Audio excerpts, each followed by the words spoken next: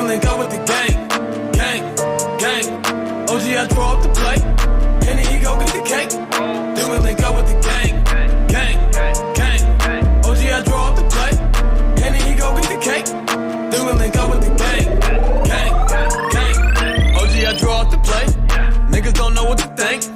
Thought I get money, you change. What you thought we was the same? Still stay away from them clones. Niggas better leave me alone. Talking about niggas as low. Run with niggas who don't know you. Whoa, I make that zagging when city to city. You niggas not hot in your state. If it was money to get a hit Henny, we get it and never complain. Same go for the gang, and we split it up all the same. I can't really eat, let's stay straight, cause we go way back in the day. My day ones from back in the day, they still hang around me today. You wanna come round us, you can't. I'm rolling up loud, it's great. Lil' mama, she bad but complain, cause I'm too in love with my dreams. And I gotta get on the plane, and go get this money with Gigi. I draw up the plate, Henny, he go get the cake. Then we link up with the gang. OG, I draw up the plate, Henny, he go get the cake. Then we link up with the gang. OG, I draw up the plate, Henny, he go get the cake. Then we link up with the gang. OG, I draw up the plate, Henny, he go get the cake. Then we link up with the gang. I get the bag with the gang, taking that Zach to the bank. Henny be all in my drink. You niggas is stupid, you think that shit change? You not even hot in your gang. Ain't nothing even hot about your gang. You niggas be lying about same. Be posting them pictures of guns for the fame. Niggas just look at me different now. Say that's your man, but he a clown. Don't fuck around with the fuck arounds. Little nigga, you should cut it out. Me and my niggas take different routes. Punch a bitch nigga all in his mouth. Hold up my nigga, we different now. I need a Robert, this is my style. I get a check today, I spent it all tomorrow. I get a bitch today, she probably a foreign model. I get a check today, I spent it all tomorrow. I'm with my gang today, tomorrow never promise. OG, I draw up the plate, Henny, he go get the cake. Then we link up with the gang. OG, I draw up the plate, Henny, he go get the cake. Then we link up with the gang. OG, I draw up the plate, Henny, he go get the cake. Then we link up with the gang. OG, I draw up the plate, Henny, he go get the cake. Then we link up with the gang.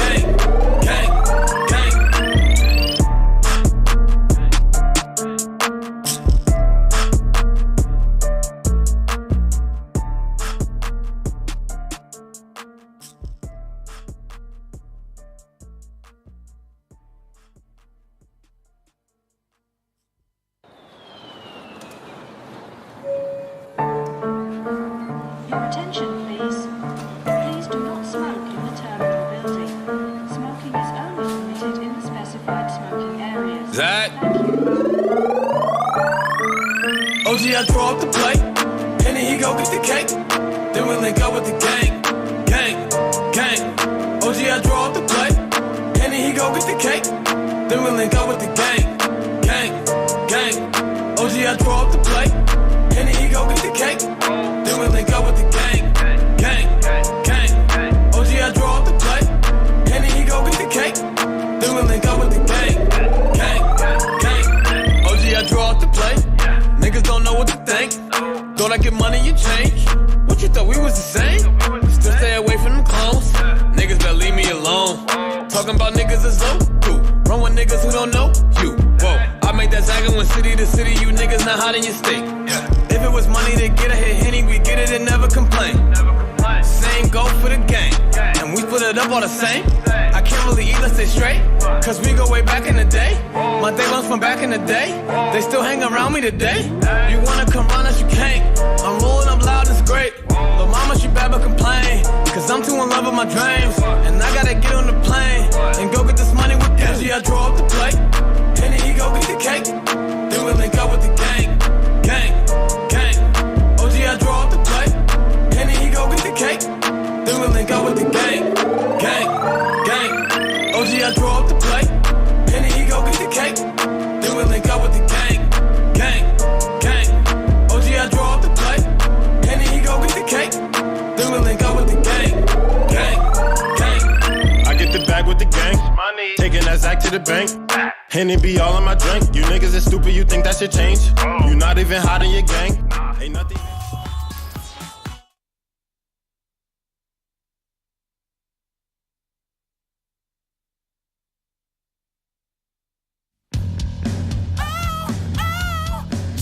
I think I'm cute. I know I'm sexy. I've got the look that drives the girls wild. I got the moves that really move them. I send chills up and down their spines. I'm just a sexy boy. I'm not your boy toy. Sing with me up. I'm just a sexy boy. I'm not your boy toy. I'm not here to play around. I make them hot.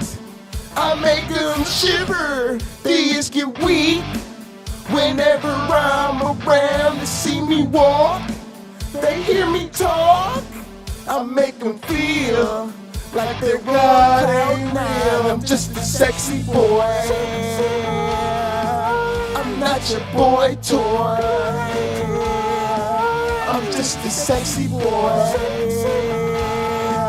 I'm not your boy toy. That might flip up, girls. Hands off the merchandise.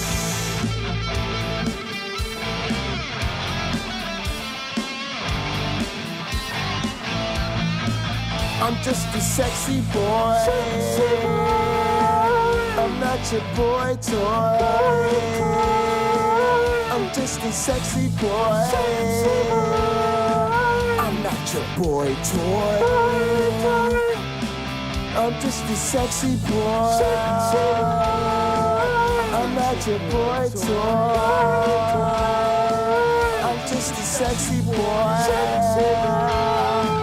I'm not your boy toy. I'm just a sexy boy. I'm not your boy toy. I'm just a sexy boy. I'm not your boy toy.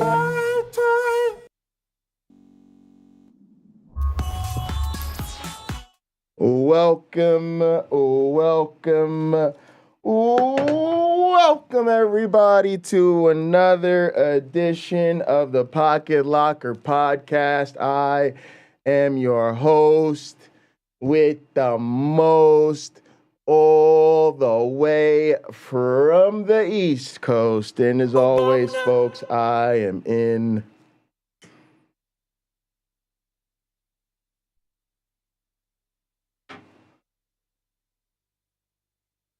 airplane mode. All right, folks, you were there, you saw it. We had to have a little sit down with Dr. Price, and we're gonna get your thoughts on that situation. That's what today's stream is all about. But before we jump into that, we've got to take care of our business. Let's go ahead and get into our communion routine. Now, for those that don't know, act like you do. Please raise your glasses and hold on to your asses. Through him, with him, in the unity of the flying man. All glory and honor is yours who flied for our sins forever and ever. You may drink. What? No, you can't drink with no sound.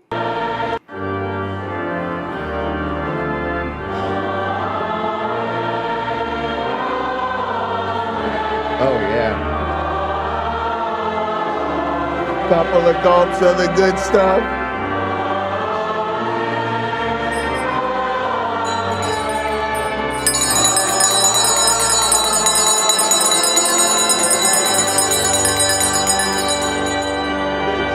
Bells in the building, we so official. All right, this one's our communion song. It comes to us courtesy of Foy Vance. It is the theme song for our community. Cheers. It's called Where Everybody Knows Your Name. In Dublin, and he's going to play us out. Foy, you're going to play what to finish us up? Do you know what? I don't know the name of this song, actually, but I know the song, coming. And so will you. I promise. Look forward to this. Foy Vance, take it away.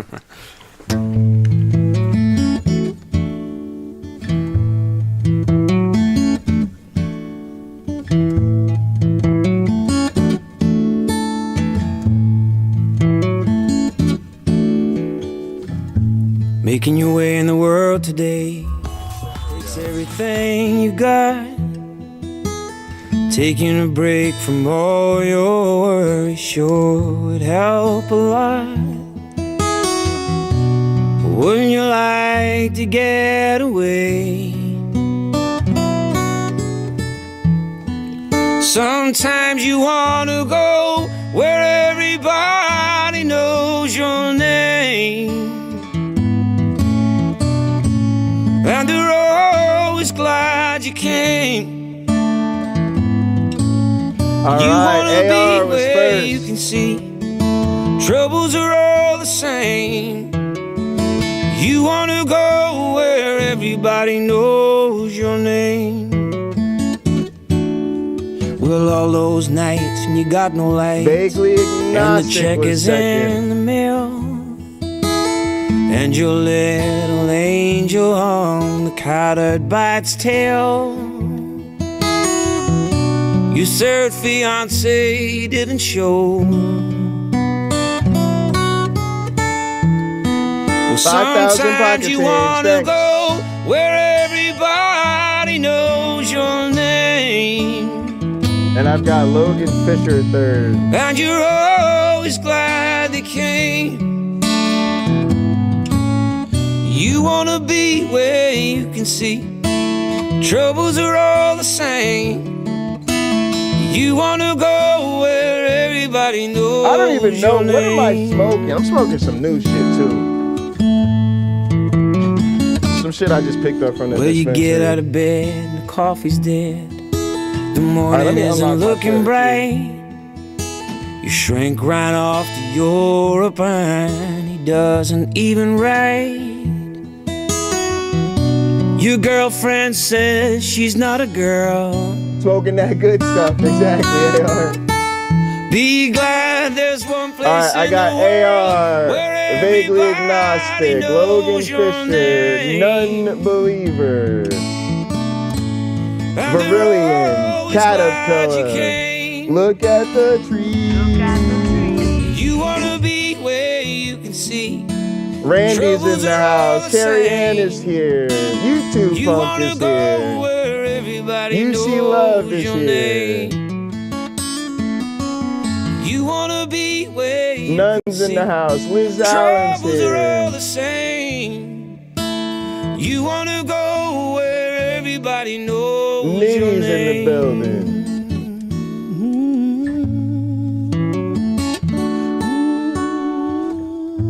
So being first isn't first. Were you first, Nun? I don't know. Stephanie Helms is in the chat. Most common word coming in by text, boy, is goosebumps. Caterpillar, Believe it or not, appreciate we've all had you that guys. repeatedly across a whole series. If you want to see Foy Vance's cheeky grin when he sang the line "When you find your girlfriend is a guy," you can go on the website. We'll upload a video of us. All right, gang. So, my initial thoughts are, as a lot of y'all know, last night we reviewed Dr. Bob's appearance on PineCreek with Doug. So all of that was very fresh in my memory. To be honest with you, I'm sure it was more fresh in my memory than it was in Dr. Bob's. So given just how weaponized that appearance was, I think a lot of us realized it was far worse than we had imagined, or far worse than we remembered. I did think Bob, first off, he made an effort to reach out. So clearly he was feeling some sort of remorse and, wanted to clear the air and, make it clear that he's not a sworn enemy of our marginalized people. So I was really grateful that he wanted to do this. I was really happy that Neil reached out and gave me an opportunity to talk to him, along with Chrissy. I learned a great deal from Chrissy. Chrissy was really on point with actually a lot of the things I wanted to say, and thought did a great job representing it. So I was, kind of just listening, and I tried to really be clear with Bob about what I thought the problems were, and what I thought he really needed to do to rehabilitate his reputation. I think I think it was clear that he was there to learn and heard some stuff out, and I think he took in a lot of good information from Chrissy as well. Obviously, he showed a lot of resistance to what his news sources being challenged. And, that's, he's clearly someone with strong political affiliation to the right, and that's very obvious. But I do think in the end, I kind of built a bridge, acknowledging that, my news sources are pretty on the other side of the spectrum, and a lot of people would consider them pretty biased. But at the same time, they portray both sides, and I admitted that I watched stuff from the other side. So I think in the end, he even recognized that was a pretty reasonable request, right? I think at first he was kind of using the buzzwords, railing against this re-education campaign or something. But I think once you hit him with Bob, we're scholars. What the hell are we supposed to be doing if we're not asking people to get educated on issues? I think he acknowledged that was a reasonable request, although I don't expect him to become a David Pakman subscriber tomorrow. But yeah, we got some panelists here. Some of the communities here. James is here. Let me just go on more to my screen. James is here. Vegetative State is here. Melody's with us. UC Love, Stephanie, Punk, and Chris. But yeah, Stephanie, what'd you think? I know you had some thoughts about this, and I'll let you get us started. Can you hear me? Yeah, I hear you. Great. You hear me? Yep, perfect. All right, cool. Yeah, it was pretty funny listening to the back and forth with Chrissy. There was an awful lot on Bob's side that was, oh, I didn't know that. I didn't know that. I didn't know that. Boy, that's news. I did notice that. Yeah, it was like, and it's a kind of funny thing because I just got the sense that very often people will do that filtering thing, like, oh, I saw this on Fox News, I saw this in the newspaper, I saw this somewhere, and it takes a bit of time before they might not ever have had. I mean, I don't know, aside from the one story that Bob told about being served by somebody in a cafe somewhere with his wife, and someone who was quote unquote obviously trans walked up and to serve, and it was like, yeah, but you got coffee, you didn't engage with that person, and you sure as fuck don't know whether or not that person was in fact trans. That was an assumption on your part, and it seems to me that Bob's lived a life of assumptions in a lot of ways, which is very surprising for someone who takes such a skeptical view of what the Bible teaches and stuff. It's like, hey, dude, open your mind. Don't watch Fox News constantly. Talk to somebody. Get to know your interlocutors, and don't trust your first instinct to. He just gave the impression of somebody who in his heart wants to be fair on a person-to-person basis, but carries prejudice and expresses it, whether deliberately or not. Just that he puts out shit that just simply reinforces his ideology, and to me, the trans issues, racial issues, minority issues generally should be beyond politics because they're human issues. They're issues of respect, and it's sad when politics gets in the way of that. And I agree with everything you just said, and I felt a particular sense of disappointment there. I think maybe even I discussed this when we talked over the weekend, that the way we put these conversations under the umbrella of politics is problematic. Of course, they are political issues. Politics affects our day-to-day lives. But when we allow somebody to speak about a marginalized population as though we're disagreeing on the tax rate or, you know, an economic policy or something like that really is a problem, because then rather than saying to someone like Jordan Peterson, you're a bigot and we need to confront some of the bigoted things that you've said, instead we say, well, you've come under recent fire for some of your more controversial political opinions, right? Which is in its own way legitimizing this as acceptable discourse, an acceptable position to have, because it doesn't make you a bigot. It just means you lean conservative, right? All of a sudden. I don't know. Isn't that part of the show, though? I mean, a whole bunch of the discourse on places like this on YouTube and stuff. It's like eyeballs on screens, asses in seats, and that's part of the show. So, you know, and controversy and yelling and screaming sells. You know, it gets people excited in the chat, which means you get all sorts of interaction, which the YouTube, which loves, you know, yeah, all of that. They love that shit, and it's just it's tough trying to make decisions as to whether to engage on this platform, that platform, with this person, that person, and you know, how do you want to have that discussion? Yeah, absolutely. When somebody talks about not knowing these things, you equated that to a lack of experience and exposure. Do you think that's a more productive space to be in? Because normally I just don't believe them. I'm normally like, how could you not notice that this awful stuff was happening to these people for no other reason than they decided to wake up and live their truth today? Did you really not know that, you know, this was going on?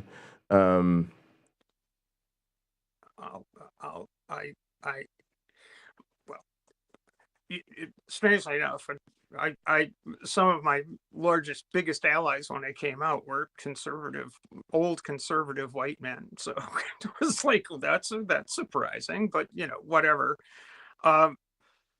I think it comes down to a lot of people just closet them, you know, put themselves in these silos. It's gotten easier and easier to do over the course of the past 25, 30 years, to just silo yourself. And unless you are in a position where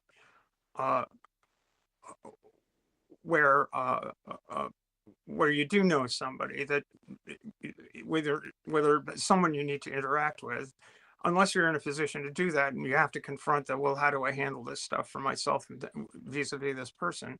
It gets abstracted, and people have the capacity for abstracting stuff like this pretty easily. And I think I take your point.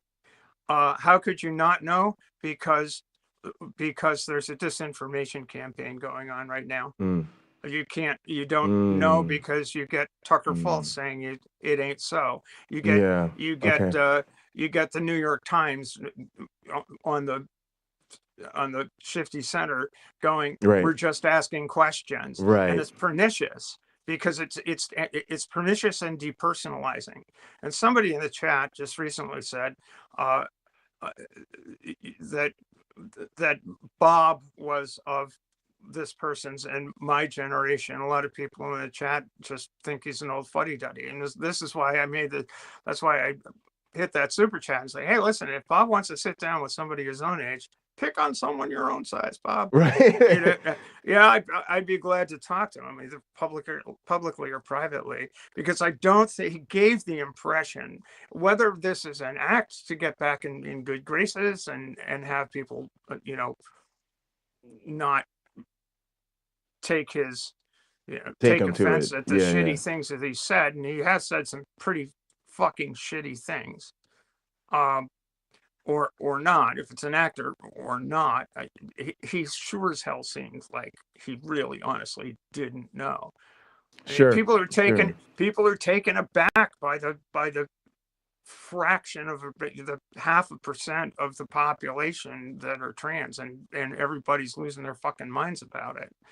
I mean, come on, people. Yeah. So, you know, I think we had a great day on Sunday. I felt like, for me, it just showed me we can do some meaningful shows out here, even if even if our community is small.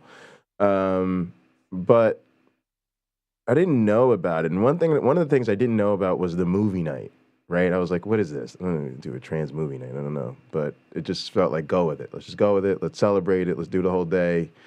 But people really liked the movies, and I thought they were fantastic.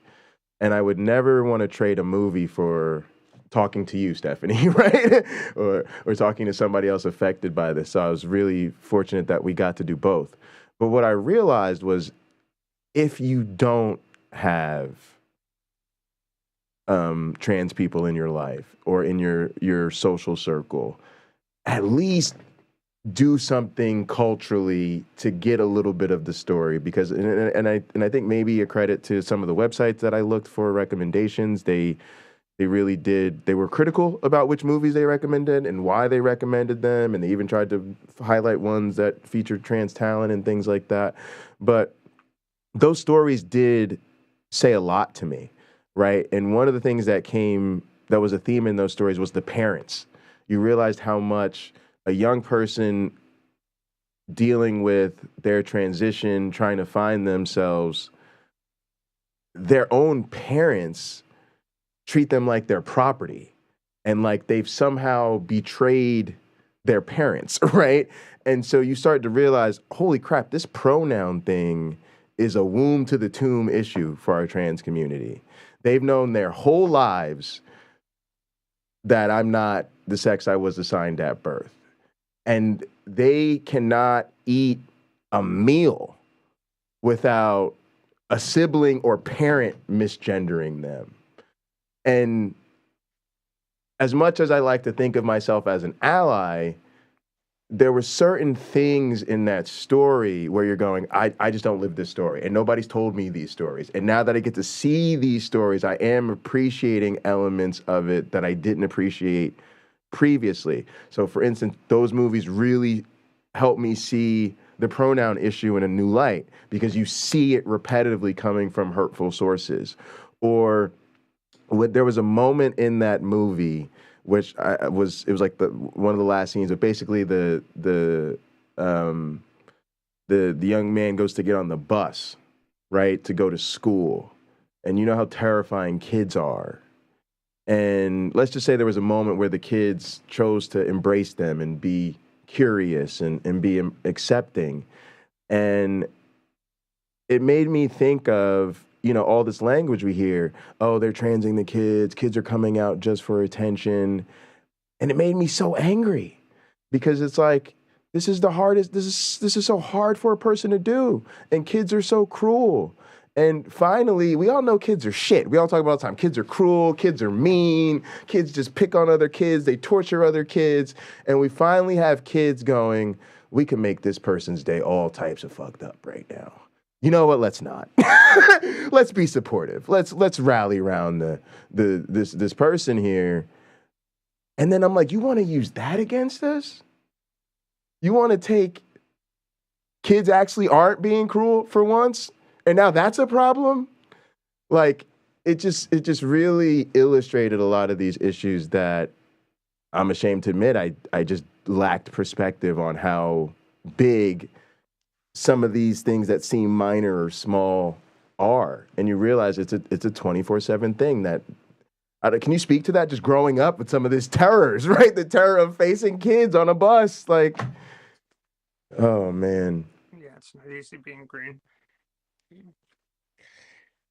Well, in the documentary space, anyway, there's a great documentary that came out in January of 2020 featuring Laverne Cox. It's called Disclosure. It was on Netflix, and it's I'll talk from IMDb, examining Hollywood's depiction of transgender people and the impact it's left on both transgender community and American culture. And it goes back to the beginning of film. It's really great. We should check that out. Documentary. You said it's called Disclosure? It's called Disclosure. Yeah, we'll have to check that out and gather. I'm a fan. Can you talk about you said you've been out. You transitioned 25 years ago. Mhm. You know, is there what else would you have liked to say to Dr. Bob? Because that's just a perspective we didn't get to touch on. And as someone who's seen this whole thing now unfold over the last 3 decades. Well, what I would tell him is I would ask him, when did you first become concerned about this? And it seemed to me that, it seemed to me that on a personal level, he probably hasn't been, but on a political level, he has been. And the difference between any time before, I would say 2015, and any time before 2015, it was treated as primarily a personal issue that impacted where you were in your social space, but as a trans person, as a uh, interacting with society, like how do you handle that? And some people, we're still the recent furore over trans people, it exacerbates the difficulties that any person going through transition faces. First of all, it's hard to negotiate, but over the course of time, over the course of the past 25 years, over the course of my life, it's gotten easier and it's become more and more understood that some people were just this way. This is just a thing. It's an aspect of humanity that people had come to understand more and more. And that's within the helping communities, medical communities, psychiatric, all of that stuff. It's become a phenomenon that's been more and more understood. And it's only been recently that it's really ramped up badly since 2015, after the right lost the gay marriage battle. So as an ally, I feel like we're losing that battle, like we're regressing. Do you feel that too? Like, is that a reasonable feel? Like, it feel like over. So okay, so maybe things aren't. Maybe we're more accepting than we were 30 years ago. But in this slide from 2015 to 2023, we're not moving in the right direction somehow. Well, I think that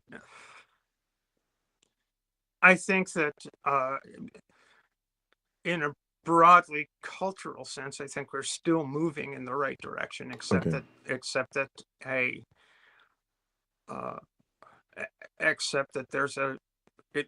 it's being used as a cudgel for political ends, rather than and in that sense, more and more people are becoming poisoned in their mind. If they happen to have if their team is suddenly anti-trans, then they've got to be on the anti-trans bandwagon. People will hop on no matter what.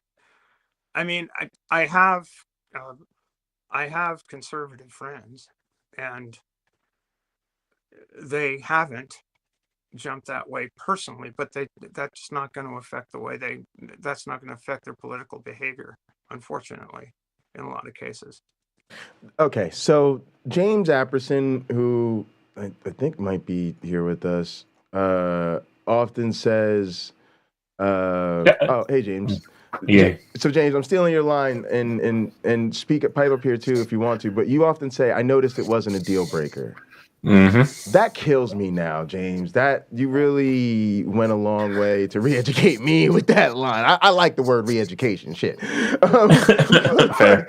But look, it really did, because that became our rallying cry for a lot of the changes we made around it. Even our falling out with Doug, right? It was like, look, it's a deal breaker, and if it ain't a deal breaker for you, that's a deal breaker for us, right? But Stephanie, does that hurt you? Like when you say, do you able to express that to your friends who have conservative ideologies, that like, how are you overlooking this?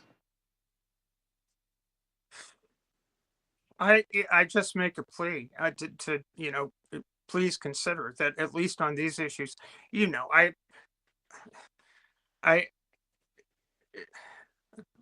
Did I relate the story of my friend who was the treasurer of the Republican National Committee in 2018? No, please do, if you don't mind. Well, here's the way. This is the way I handle that sort of shit. I'm a sailor and a sailmaker. I'm a professional sailor. I'm getting too old for this shit. But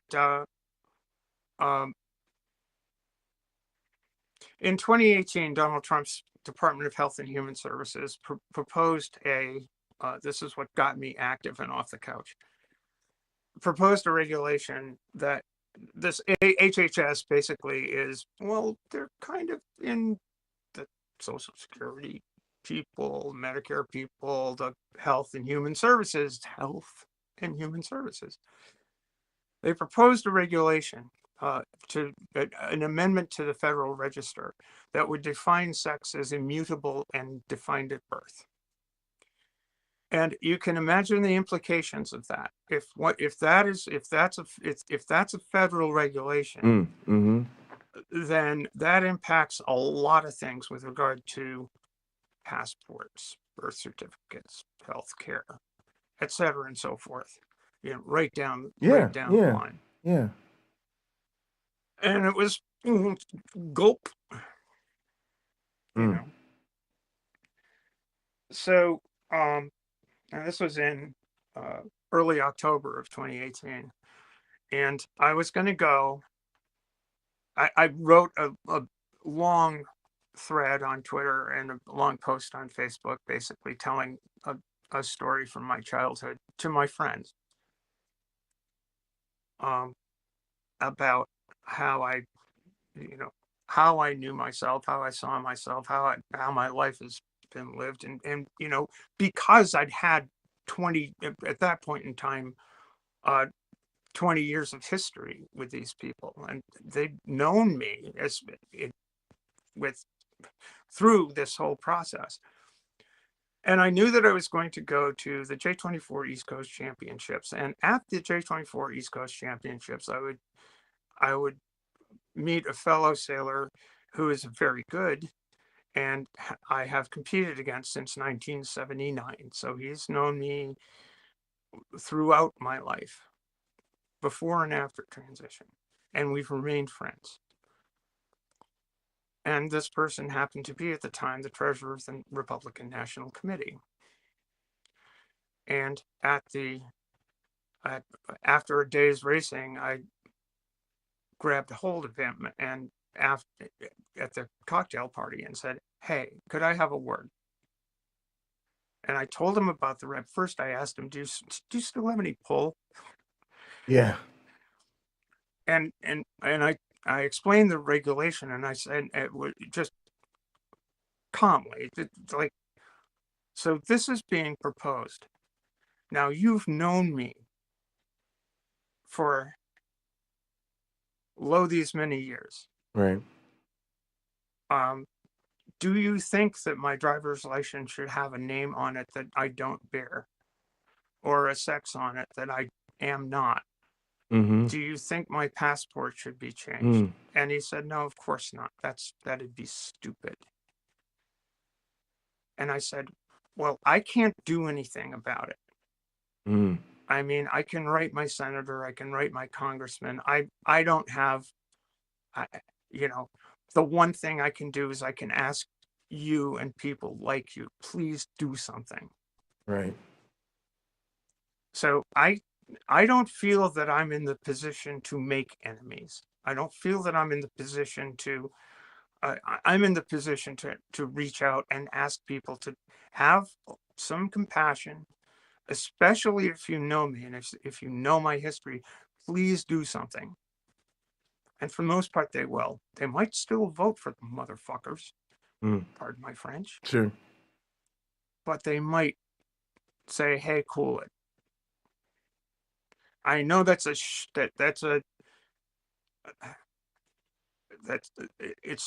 not what I would wish. Right.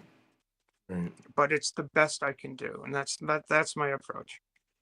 I appreciate. So how do I deal with it? I try to maintain the friendships, and I try to maintain some connection. And I know that there are some people that just simply won't. They're just no. You're sick, you're mentally ill, you're no good. But the people that I know don't feel that way, I'm going to ask them to help.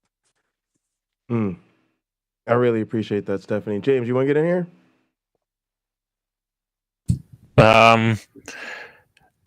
Everybody is trans. Change my mind. Everybody's trying to change your mind. All right, I don't know if I can change your mind, but I will say this. I think it's important for people like myself and Bob to acknowledge how our fields play a role in the marginalization of people. You know, I think that was a big part of the conversation with Dr. Stravakopoulos. Like, we're dealing with misogyny against a female scholar, all that blah, blah, blah, blah, blah. But boy, we're dealing with it in biblical studies, which has a really bad history of this, right? In the same way, biology has a terrible history on issues of marginalized populations. And biology has been the problem and is currently still used as the problem. And one of the things I wanted to respond to what Stephanie said is like, I'm going to state my opinion on this, but I hope biologists would support me in this correction, but it is, you know, really related to my area of study. This use of male and female is strictly based on your sex organs and your chromosomes is bullshit. And I don't think it's biology. And people have to understand that biologists are not interested. We're interested in understanding nature. That's all biology is. It's a tool to understand nature. Mm-hmm. It is not a tool to use our understanding of nature as fodder for bad political takes. Sure. And so, yeah, as biologists, we have to classify organisms. And we tend to use that classification, especially in animal systems, because it's the information we have. Mm-hmm. We can figure out what the sex organs of animals are. We can take their chromosome profiles. We can't ask them meaningful questions about their internal representation of the world and themselves and their identities. All we can do is chemical profiles, sex organs, behavior. Mm-hmm. But even within that, we recognize a spectrum. So, for instance, a male is XY, penis, but you will expect to demonstrate male behaviors reflective of an internal state. In other words, one of the typical examples is mounting versus lordosis. Mounting is like, you know, a dog gets on the back of something, starts humping it. That's mounting. Lordosis is arching your back and presenting your rear, right? It's a position you would typically expect of a female who's then going to be receptive to mounting, right? Right. I mean, that's usually how the date ends. That's how the dance goes. All right. So that is talking about animal behavior with the limits of observing animal behavior. But even within that, we would recognize a spectrum. So if Sam, my dog, was XY with a penis, but demonstrated lordosis instead of mounting, we'd be like, yeah, he's feminized. Yeah, something going on in his brain. Yeah, he don't feel like the rest of the male dogs do. Yeah, yep. Because when he gets up in the morning, he don't really feel like mounting very much. You see what I'm saying? Mm-hmm. But since we can't, and we mostly don't, we stick with the classifications we have. This is absolutely not appropriate to do when you're talking about human beings. Mm-hmm. When you're talking about human beings, we have way more information. And I actually want to thank Jimmy Snow for talking about this on his channel too. And part of it is identity. You need to identify, sure, sex organs play a role in how you reproduce, and hormones can influence your behavior and all that other stuff. But now we have a person's identity. We have what they feel like. We have what they want to present as. We literally have them telling us who the fuck they are. And so for me, that is an essential part of biological sex. For me to consider you a biological male human fucking being, you gotta be XY penis and wake up in the morning and feel like a motherfucking male and feel like doing male shit. If any of those pieces is missing, you're not a male. And we are nobody to be like, oh, well, sorry, you have XY chromosome in the penis, you're a man. Fuck out of here. That is not what biology is about. That is not what biologists are trying to do.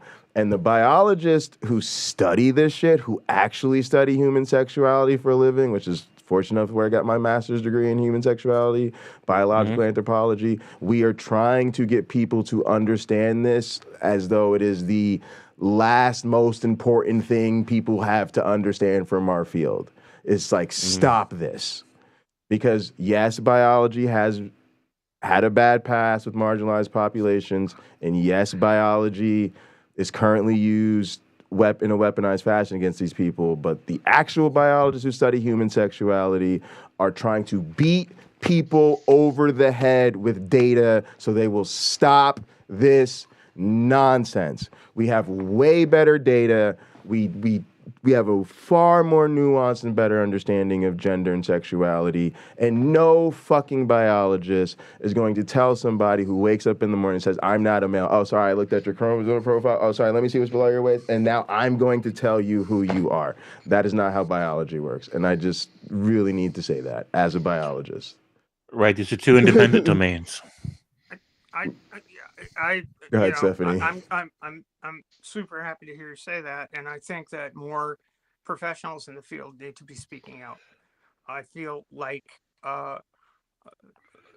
it's really frustrating when professionals in the field let op-ed columnists make these kinds of declarations without challenge, and it's left to people in the trans community to basically say, well, look at what the AMA has to say. Look at what the American Psychiatric Association has to say. Look at what the American College of Pediatrics has to say. Look at what the World WPATH, the people that have developed over the course of the past nearly 80 years now have to say about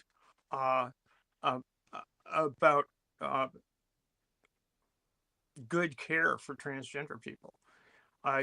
Look at that long history, and also, I'm a layperson. I don't know much, but it seems to me that if you stop at chromosomes, that's like stopping at molecules.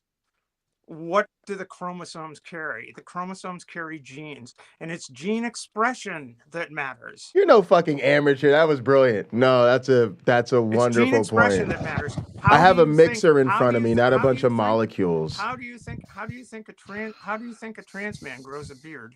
How do you think trans women grow tits? It's not all surgical. It's the secondary sex characteristics depend on genes being expressed. And your heredity comes from the way the genes are expressed, and the way the genes are expressed are because of what's going on within your body. It's not as cut and dry as people think, and it's a sex is a bimodal distribution. It's not black and white. Absolutely. It just isn't. Yes.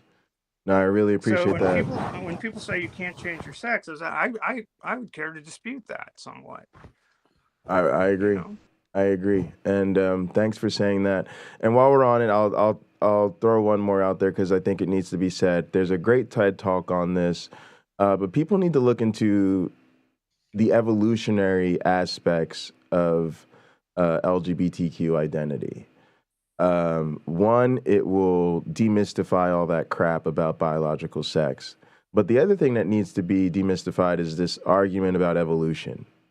That it's all about reproduction, survival of the fittest, everybody needs to have babies, and so that means it's best that we're all half male, half female, and then everybody reproduces, and so, there's this way that we treat people on the spectrum is almost as though that's somehow an evolutionary accident. Shouldn't nature have weeded that out of the population or something? And this is another absolutely monstrous, dehumanizing, weaponized use of biology.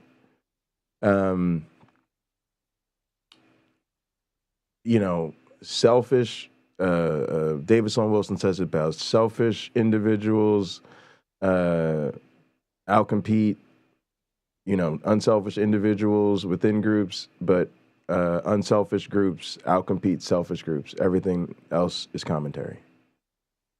Or selfishness wins within groups and cooperation wins between groups, basically. And so if you really are to look at the evolutionary arguments and the evidence, it is very clear that our LGBT fam enhances the fitness of our species. They just do, because they help the overall viability of the group. Every group, it takes a village to raise a child. You know this, right? And so if you think about, let's just say a situation, a mom has 5 male offspring, and then they all just compete over goddamn everything. Well, eventually they will start to sabotage each other.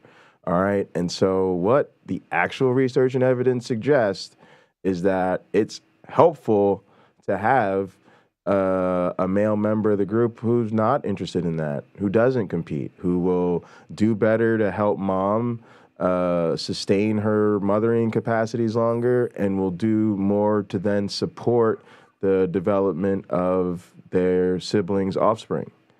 Everybody loves their aunts, their uncles, their aunties. This is what those of us that don't, either by choice or by nature, reproduce, have their own offspring, have to offer those of us who do. But people have talked about it, and I just want to be clear. When people try to present some sort of evolutionary argument as though, the evolutionary ideal is for everybody to be biologically male or female and everybody to be reproducing, they are wrong. And like on so many other issues, they're ignoring the science because it disagrees with them. And I just think that needs to be said too, because that also pisses me off a lot. All right, Stephanie, you're tagged back in.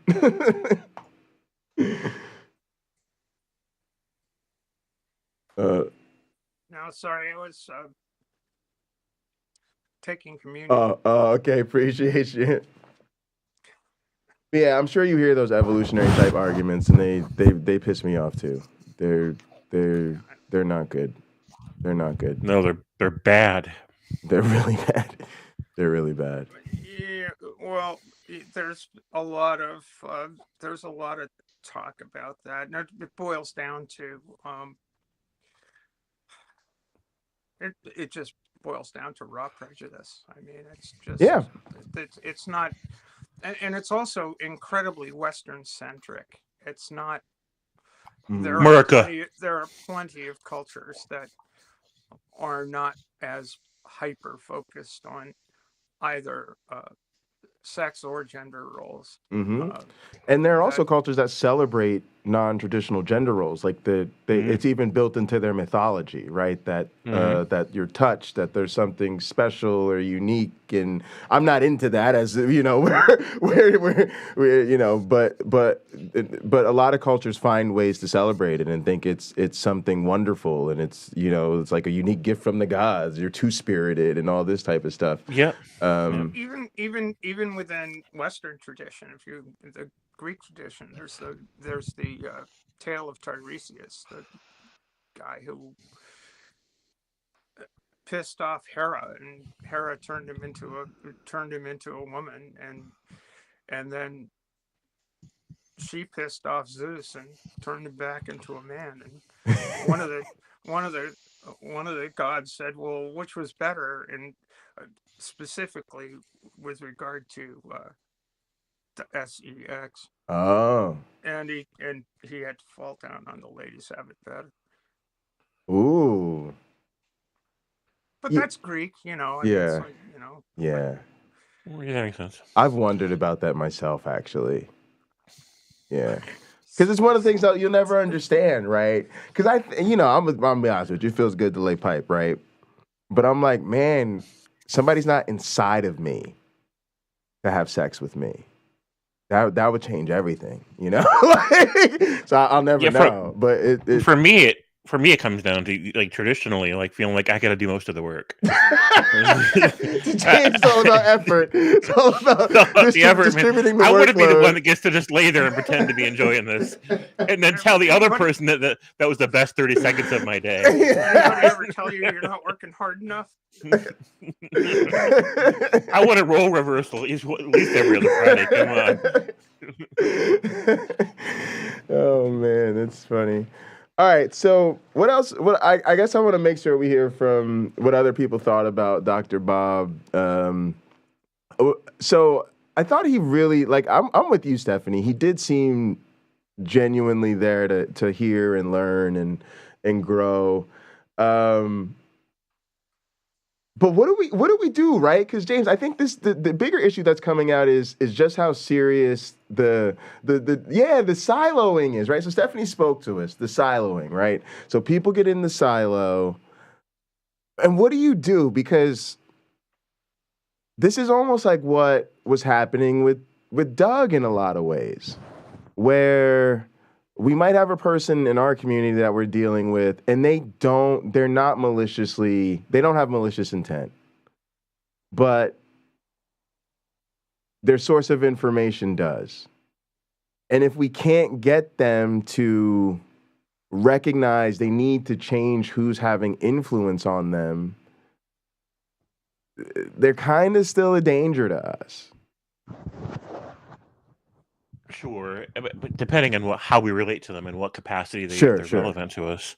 So it's whatever. Like there's so many layers of consideration with Dr. Bob, because right now, for example, Derek's trying to decide if he's gonna reunite with him in some formal capacity and let him become really prominent in the channel again. Sure. And I think Derek has underestimated just how volatile that whole situation is, and he's risking creating, just re-energizing that whole division where people are going to start taking sides again. And I just feel like, man, that's an awful lot of risk. It's his channel. I don't know what he should or shouldn't do, right? I just feel like it's only been 8 months, and Dr. Bob. See, I didn't watch the whole thing just now with you. I couldn't. Sure. Because I watched enough of it to watch him say that he never did or said anything wrong, that everybody just misunderstood him, and but he's weird. He's sorry that you felt that way, kind of a thing. That's not an apology, right? Yes. He hasn't grown an inch, and he doesn't owe it to me to grow. Nobody in this world owes it to me to grow. But if he's in my time and in my space, then that's going to determine the kind of conversation we have. So when he decided that he was going to go in that direction, I'm like, I can't watch the rest of this. I can't. Why would I? He just admitted how the rest of the conversation is going to go, right? He's going to be patronizing and try to act like he's, accountable at the same time, maintain that he's done and said nothing wrong, which is the opposite of it, accepting accountability and growing. So, what are you going to do, right? Because he's been suckling from the teat of Fox News and Tucker Carlson for too long. Like, it's completely warped his perception of what's happening in the real world. And I remember some of the shit that he said.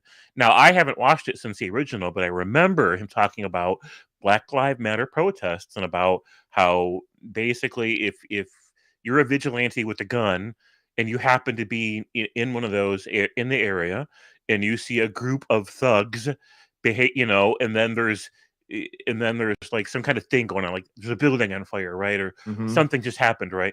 That it falls to you as a citizen to intuitively deduce basically that the people that standing there must have been the ones that just threw those bricks or lit that fire or did the thing, right? That you don't need to have been there from start to finish.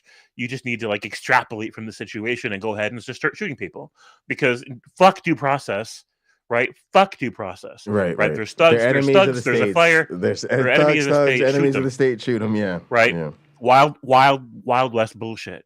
And just but if it was the other way around, You can't tell me that he'd be okay with black people randomly shooting white people that happen to be standing next to, broken windows or fire or whatever, and then just deduce that the white people must have just did that and shoot them, right? It wouldn't work the other way around.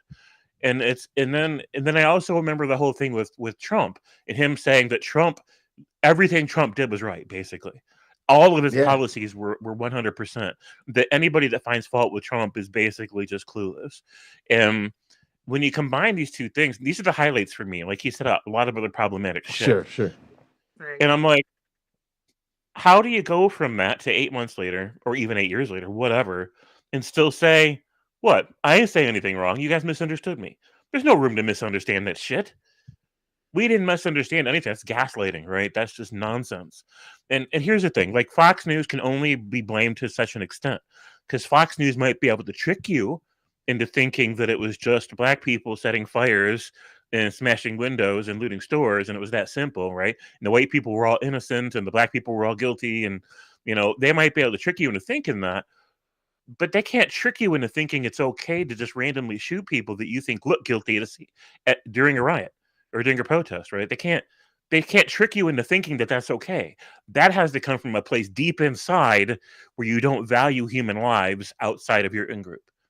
That's where that comes from. And Fox News is stoking that, but that hate was already there. That ignorance was already there.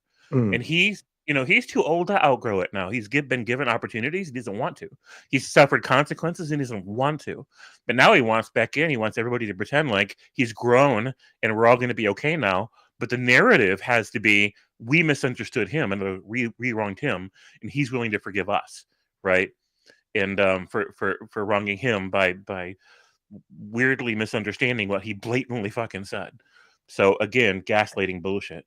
I don't care what Derek does. I have no idea how the academic world thinks about this. Is it really going to make it to where the academics that Derek interviews start thinking, I don't want to be associated with the show if Dr. Price's name is going to be associated with the show again? I do not know. I think it's a waste of time to pull the audience. I think he needs to pull the academia. That's them what they think, because I have no idea how that works in their mind. Sure. But at the same time, even just rehashing this is dangerous. Like, it is playing with fire. And I would have let it. It's already settled, and people have already healed over it and put it behind them. Sure. And some of the people that sided with Dr. Price originally they still kind of healed and restored their relationship with Derek and Mythvision and vice versa. And it's just like, man, to even rekindle all this shit, I think it's incredibly dangerous, and I think the fallout's going to be bad. I wouldn't. I just wouldn't. Really interesting. I think that I as much as I'd like to see, I'd love to see productive change, but I do think change can take time, and it might not be the kind of change that's going to take place on screen. Yep.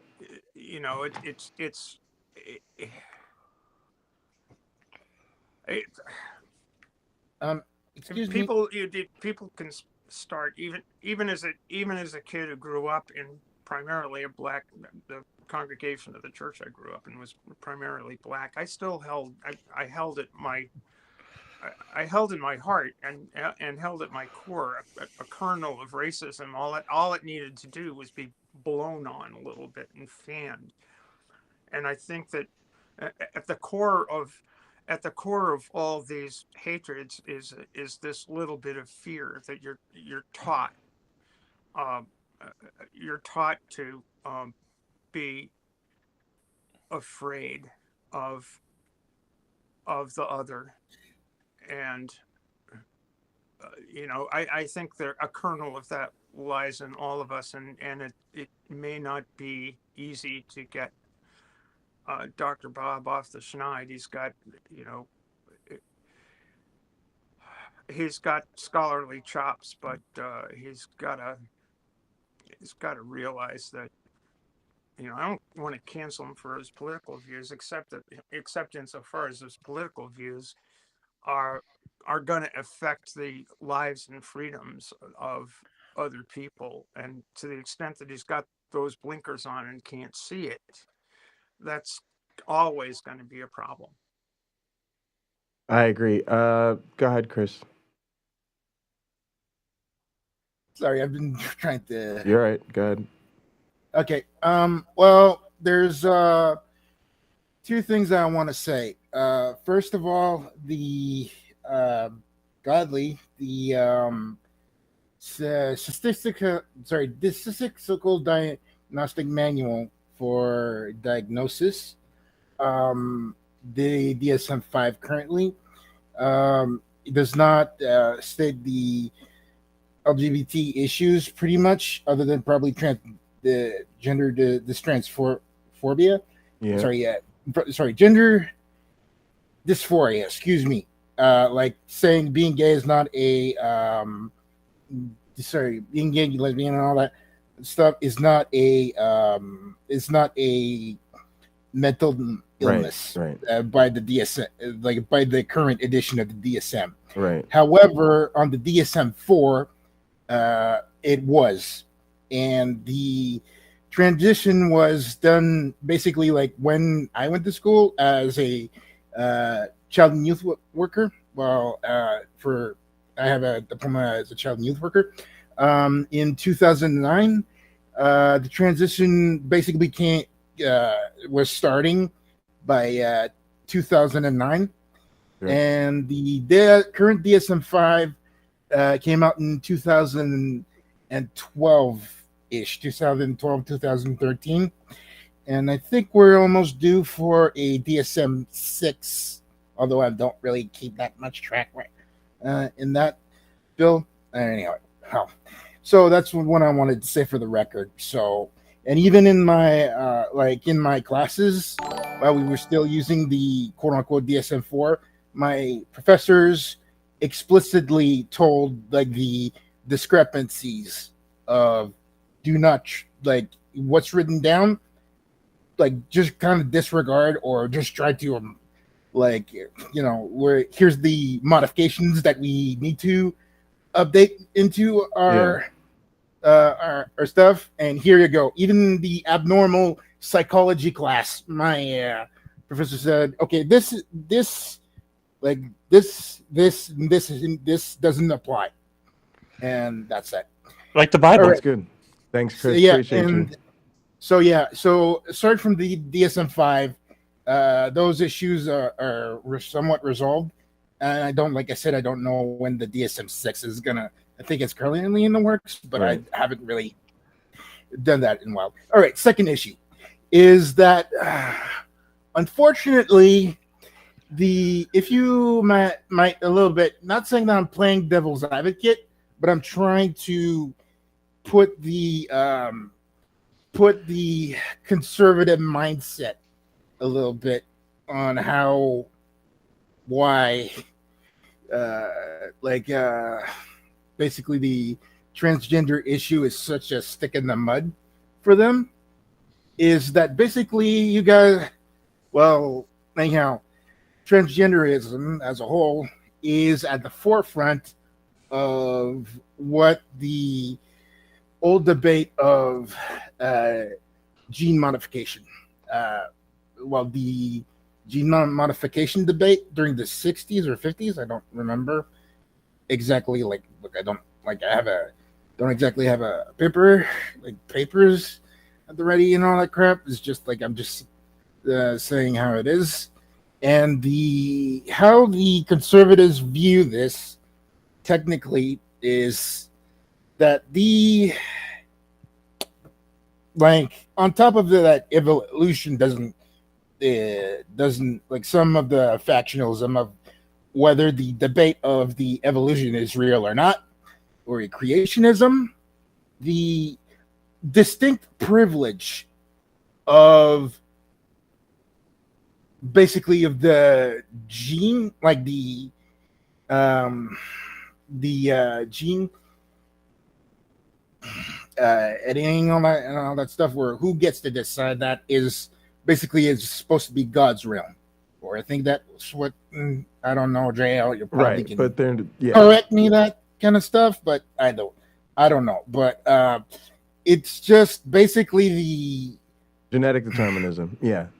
anyhow, genetic determinism right. is very, very, very high. That all of this is supposed to be in the hands of God. Now, say from here tomorrow we accept the trans community as a non-issue, as it should be. Well, the conservatives are in their heads. It's like, okay, so how all this stuff is gonna go now? How are we gonna go? Like how long is it gonna be? Between when we're gonna have to decide between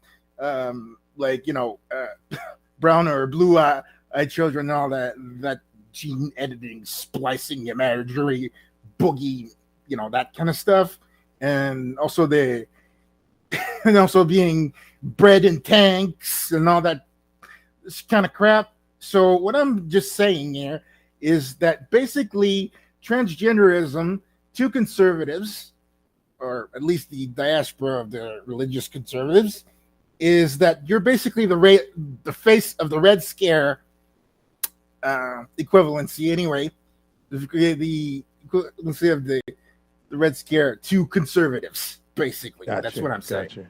All right, thanks, Chris. Appreciate you. Go ahead, James. All right, Stephanie, do you want to respond to that? Oh yeah, you said more than once the word transgenderism, and it's not an ism. Transgender people are. Sorry people. If I used that. It's not. No. I understand. It's all right. That is the. I get why you were saying that, but I just want to say it's the word itself is a manipulation of the language in order to demonize transgender people, as if it's a belief, as if it's something in your mind exclusively, as if it's an ideology, and it's not an ideology, it's not an agenda, it's not anything other than a human life. I want to make that really clear. Yeah. There's no trans agenda, and there's no transgenderism, and we're not coming for your children. We are just simply trying to live. Absolutely. And thanks for clarifying that. I similarly get irritated with those words because they're definitely meant to misrepresent the issue. Go ahead, James. I want to let you get in here. Thank you, Stephanie. James. No. James. Did I lose James? James. Oh, I did. James popped out. All right. All right. Who else is it? Nitty. Nitty just popped in. Nitty's here. Stephanie's here. Melody's here. What's up, Nitty? Nitty might be doing shift things. Lena, are you still at work? I'd love to hear from Lena. Oh, there's Nitty. Nitty's getting his headphones on.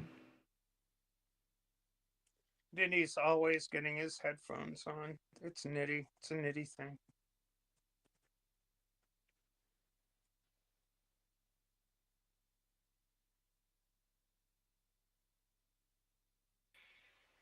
Let's see what we got here. Yo. Hey, Nitty. So, oh man, so much to unpack here. Woo-wee. Also, make Maya a mod. She's so cool. I'm just saying.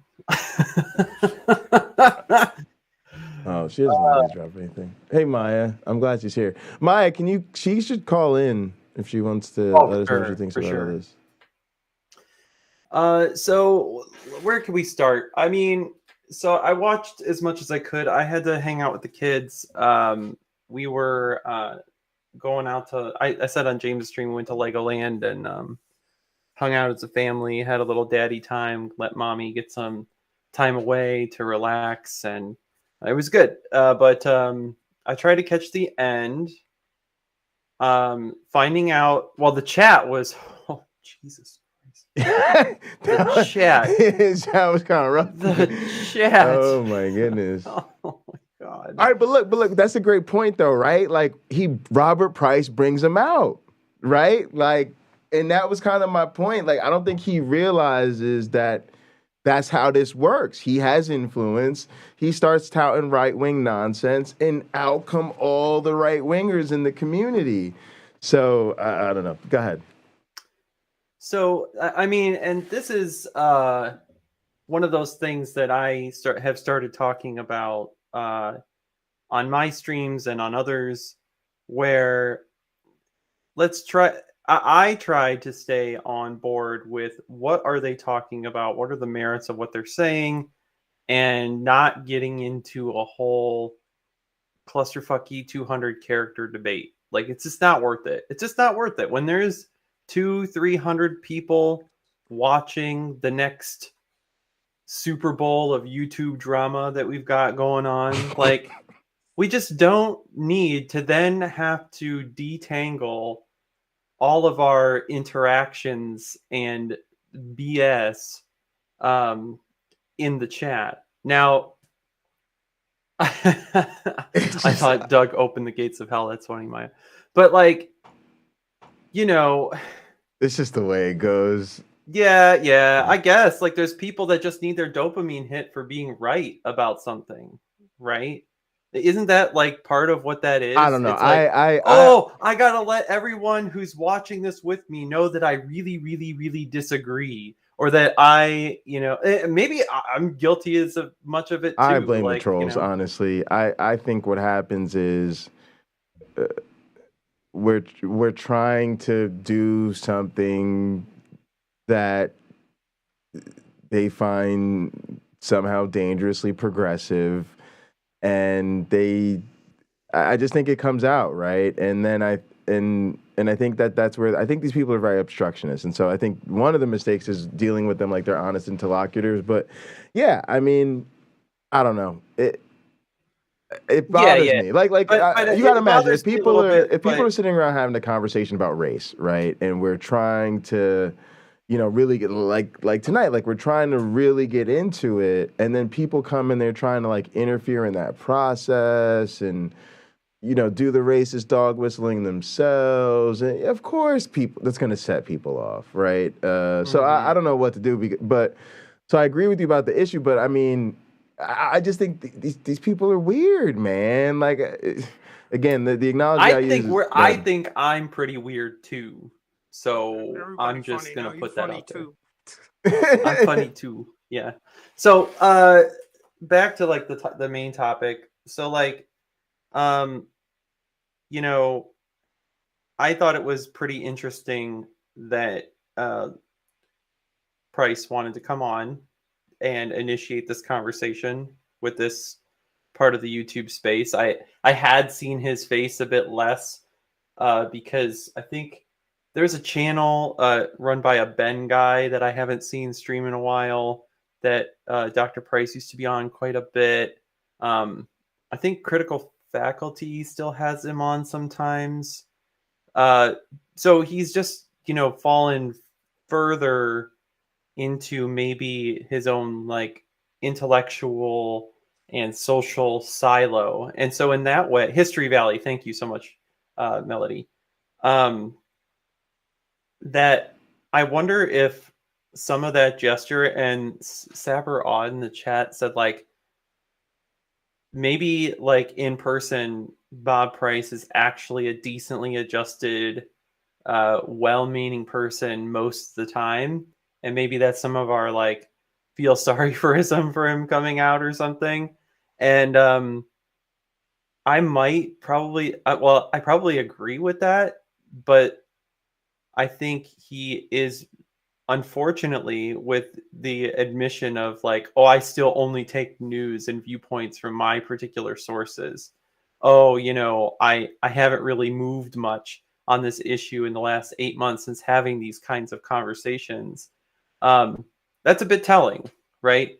But also, in a way, like, I almost feel like a little bad, like bad in the sense that maybe like the engagement with a YouTube space like this, or people that do disagree with him, or people that can try to like Stephanie, you just communicate so respectfully, even when people are just obvious and blatant bigots towards you.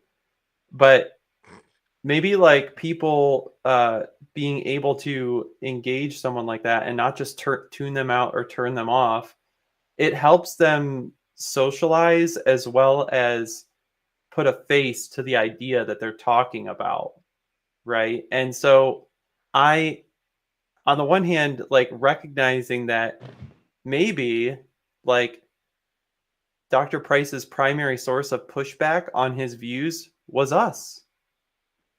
Maybe that was us for him.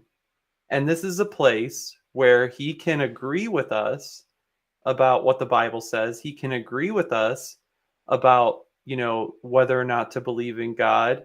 He can agree with us on the ancient Near East and stuff like that. And that really lights his fire. He gets excited talking about that.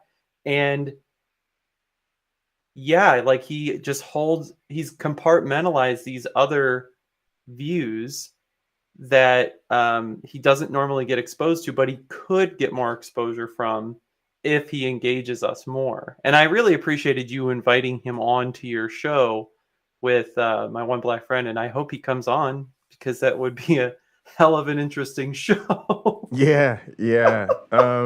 It's interesting too, because I was thinking about, you know, there might be a lot of pushback, but I feel like if you are invited to participate in a process with somebody, you should take an interest in continuing it, right? If that door is open, maybe even more so than other people who aren't directly participating in it, you know, because you want to, you know, you want to see them continue to grow, right? And you want to offer them opportunity. And if he's genuinely trying to do better, you know, we want to offer him a space to do better. And like you said, the exposure, right? Like, you know, he might start to nerd out with my one black friend and you know, make a different connection there. I don't know. That was kind of. I mean, if you look at my background and Dr. Price's background, I mean, he and I would probably nerd out all day, every day. Like, I got enough superheroes here to, like, you know, send a toddler into a coma. Like, so for, like, I was just thinking about this. It'd be great to see his conversation with Stephanie. But similarly, it'd be great to see his conversation with you, because your story is interesting, where you have the secondhand smoke of the of the trans these social hatred. consequences of bigotry. It's and I just wanted to grow up, well, to the best of my senses, I wanted to grow up heterosexual, and even I entertained the idea of being something else, or like, you know, but just as much as, you know, asking someone to believe, like I said in very poor taste on your other stream, like, I hope, you know, I would pray for a trans person to be transformed into someone like super hetero. Like, how disrespectful is that? Or praying for someone who's like, you know, can't understand their life any other way, praying for them to become homosexual. Like, that's the level that I felt in trying to explore being some kind of other thing, right? Other than like liking women or liking what I identified as women as much as I do. Like, I just couldn't. Right. No matter how much, you know, Christians that hear my voice or see my mannerisms think I'm not that way. Yeah, sure. Oh man. Sure. Yeah. They want to get at me about that. Oh, mass bomb. I love it. I love having the but the anyway, that's avatars. my takes. You know, for what it's worth, you know, I think the guy probably a bit lonely. Maybe that was some of the motivation, but who knows? But we can be a genuine source of more ideological exposure for him, and if he wants to partake, I hope he comes with the disposition to learn something. Yeah. So I have mixed emotions about it. So let me say this. Let me be a quick YouTube pervert. Please like the video, subscribe to the channel. Share the links. Nitty's links are in the description as well. Just show some support for the community. We really appreciate you all being here, and certainly an honor to be a part of this. So I guess it'd be a disservice to the channel if I didn't do the YouTube pervert stuff. But Nitty, I have mixed emotions about all this. So I feel I'm impressed by Neil, right? I think Neil really tried to Neil is an upstanding do dude. something, bold and positive and, let's bring people to the table. I thought it was huge that he tried to include Chrissy and myself, and let's not have a bunch of white dudes sitting around the problem with white dudes, but actually bring some perspectives to the table. So I thought that was amazing. At the same time, I feel for him and Derek because I feel like Derek is obviously the most affected by the discord between Bob Price and our community, aside from, as far as content creators are concerned. Sure. And Neil's like right there with them. And so I feel like, they've got to be rooting for, Bob to reconcile with the community, as I think we all are, right? But I definitely felt like there was a missed opportunity there, where, but he was honest, right? Like I felt like he was transparent, but I was like, man, like. Because I felt like a lot of it does come down to sources. And I think part of being graceful to people is being like, yo, look, I get that you're just misinformed. I struggle with this with my own family. Sure. Like... Oh, mine too. They accept that I have a problem with their faith or that I'm an atheist or whatever, but they never think it requires anything of them. Like, you pull me out of bed every Sunday to go to church. You beat me over the head with this religion. I'm telling you this stuff isn't true. And that puts no obligation on you to investigate whether or not I just said God ain't real. You ain't got to do no homework. You ain't got to look into that or nothing, right? And I felt like that with Bob. It was like, Bob, we're not asking you to become an expert on Legos or geometry or you had to bring in the Legos or poetry. Like, we're asking you to get more informed about things you have taken strong public stances on as though you knew what you were talking about. And that's like, that's what disappoints me with my family. Is like, we're evangelicals, we're ministers, you're in the choir, you're giving 10% to the church off the top. If something is wrong in the Christian message, we are guilty as charged. We don't get to be like, oh no, we were just sitting in the pews casually. No, like, you're the church leadership. So if the faith is wrong, we're as guilty as anybody under the sun. And to me, he didn't get that. He got, I took this stance, I said all this stuff, it really hurt people. I'm really sorry it hurt people. Well, what should change? What should we do differently going forward? Well, I don't know. I just think people just need to stop misunderstanding me and misreading me. And certainly I'm not a bigot. Yeah, that's the issue. Yeah. Just like, right. Go ahead, Steph. I'm sorry. I'm sorry people misunderstand me. I don't understand why people don't understand me. Well, okay, shut up and listen. We'll tell you. People are pissed off that you're misunderstood, that you seem to be misunderstanding. And that's where I said, to begin with, it's like he kept saying, oh, I didn't know that. Oh, I didn't know that. Oh, I didn't know that. Well, you should know that. And I think the discussion tonight was productive in that regard, because maybe he really didn't know that. Right. I'll take him at his word. Okay, you didn't know that. Well, now that you know that, maybe, don't rely on the gospel of Fox News. Don't rely on the gospel of Tucker Carlson to the atheists. Don't rely on the modern day prophets of Donald Trump, et cetera, and so forth. It's why are you turning over why are you giving up your skepticism when it comes to the information that you seem to take as the modern day gospel? Yeah, I was going to say that I think there's a process to all of this, and I don't ever know where we stand with individuals, but a long time ago, I kind of realized the community has to go through its own process, and I think you spoke to that. I think of, I'll be back.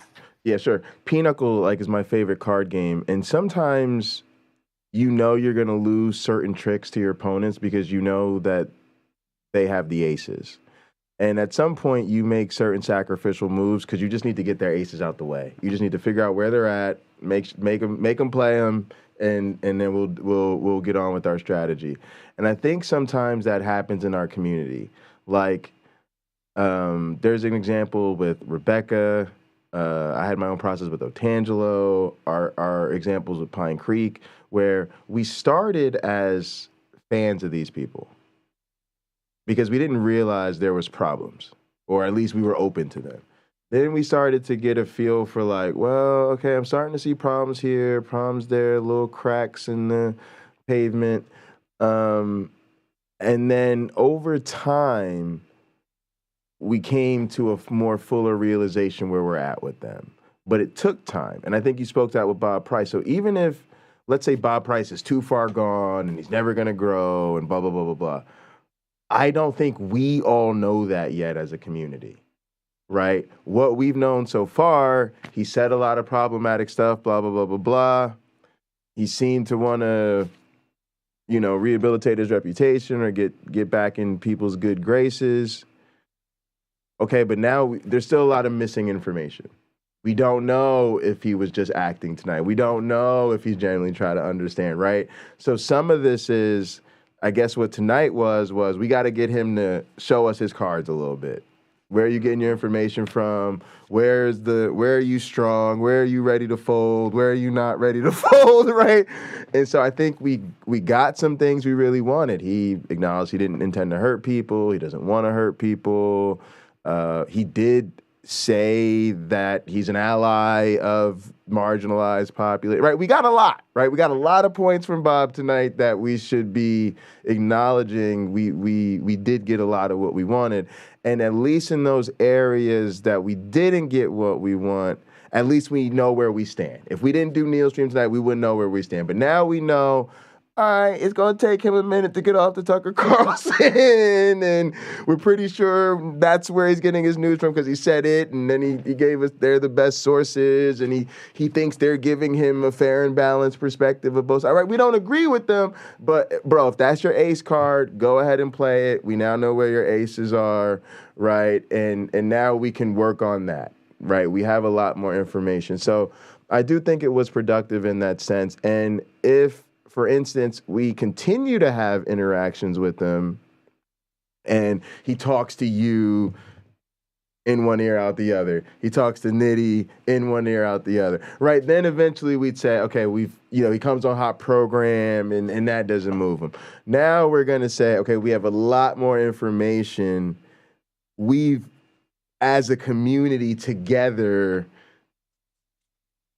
are now able to make a more informed decision about, is he a good faith actor? Is he really trying to grow? Right? See what I'm saying? And so sometimes there's the process with the individual, but I've also learned in having this channel, there's the process of getting more information about a person out there to your community, seeing how they deal with certain issues, seeing how they respond to certain questions. That really is a service to your community because now we're all getting to walk this process together and take in more information. Yeah, you with that, Stephanie? I got you up here on the big screen. You probably don't like being on the big screen because you're not talking. It's a little awkward for some people. But yeah, this was super fun. I don't know what to do about the chat. To be honest with you, it's kind of frustrating because at some points I stopped, paying attention to the chat. At other points I was trying to check in with it. I normally try to skim it to see if there was meaningful comments, so I don't miss those. But at the same time, I try to just scroll through a lot of the trolling. What are you going to do in a live chat with 200 people?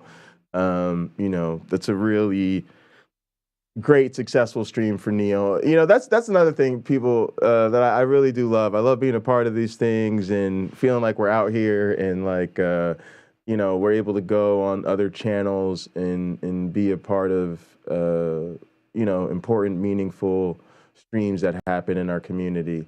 I certainly, I'll have some concluding thoughts, but if anybody else wants to hop in, I pinned the link at the top of the description. We'd love to hear from you if you want to hop in and gather. Also, please join our Discord. We'd love to have more and more people join our community. We try to focus a lot on team building and community building around here. We do a lot of that with Discord and with Gather, but we like to maintain a lot of contact with each other. So join our Discord, and eventually you'll get into our Gather, and we're literally together around the clock. All right, so some of my thoughts, I'll keep it on Gather in case somebody pops in. But man, like I said, Nitty's back. Hang on, let's hear from Nitty.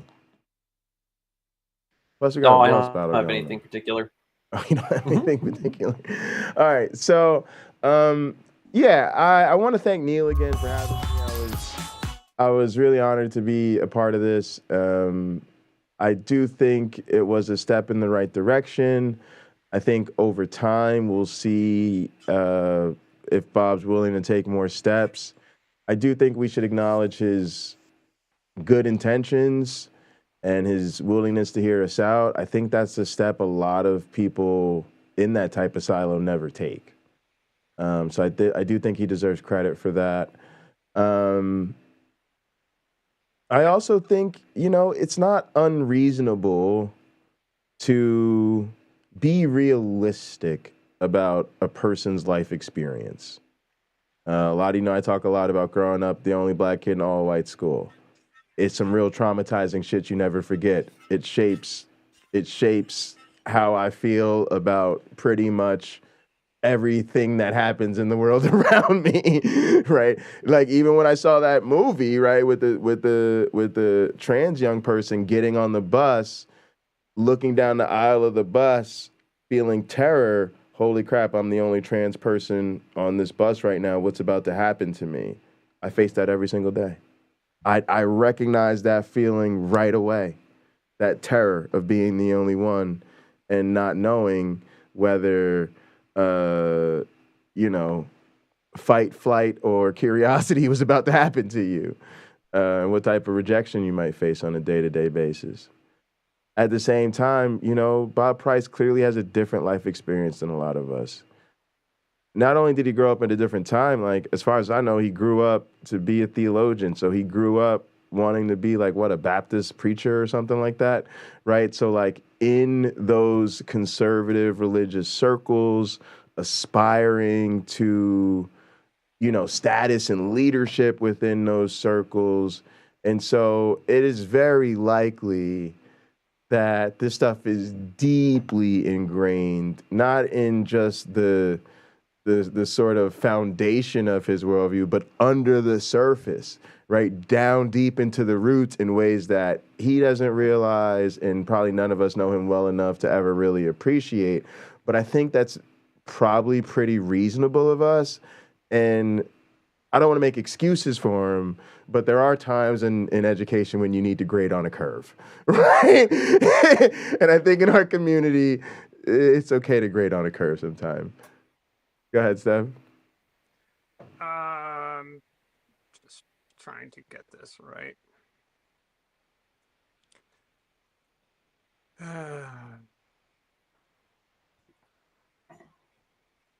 Damn it.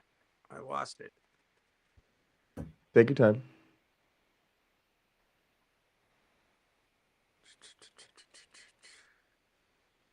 Just want to get the quote right so I don't get...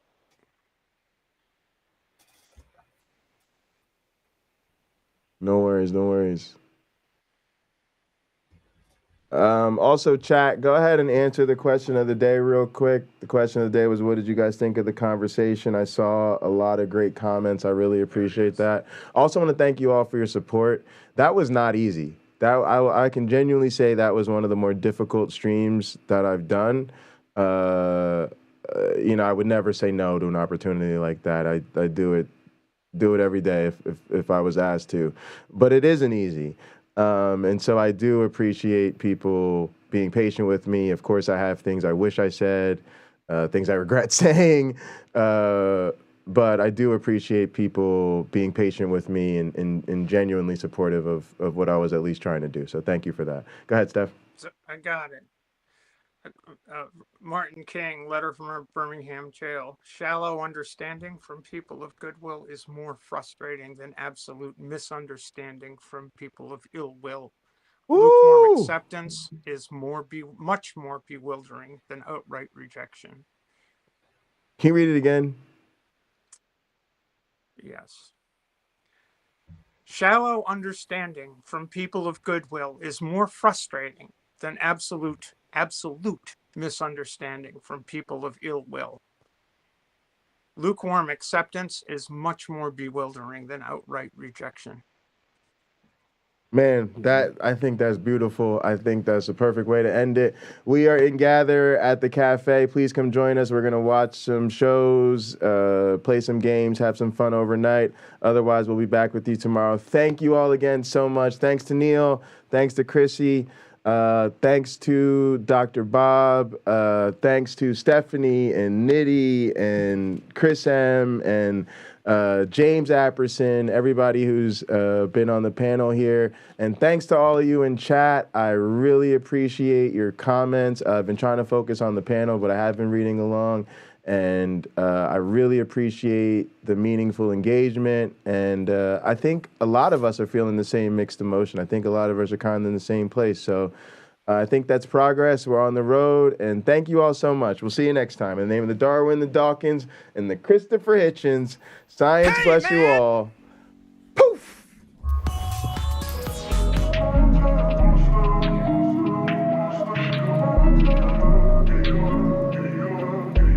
Zach,